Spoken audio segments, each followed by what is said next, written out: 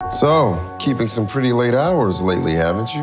প্রেমে প্রতারণার নতুন সংজ্ঞা 2025-এ সম্পর্কের বদলে যাওয়া রূপ। গত সপ্তাহে এক কাণ্ডে চমকে উঠেছিল কোল্ড প্লেয়ার্স দুনিয়া।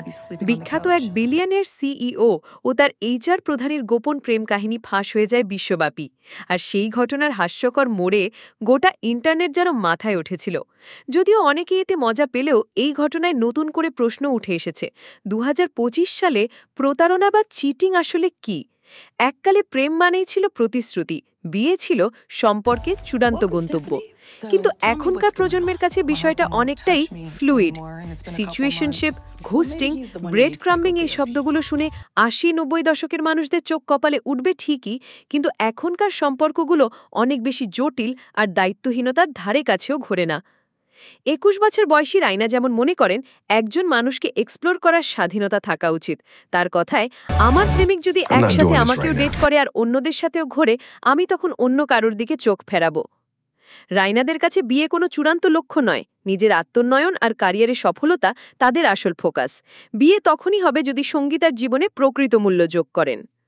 অন্যদিকে 25 বছর বয়সী অজি কর্পোরেট দুনিয়ার বাস্তবতা তুলে ধরেন।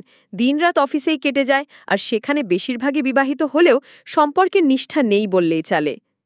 14 ঘন্টা অফিসে কাটালে বাইরে প্রেম বা বিয়ের মতো সম্পর্ক টিকিয়ে রাখা কঠিন হয়ে যায়, বলেন তিনি।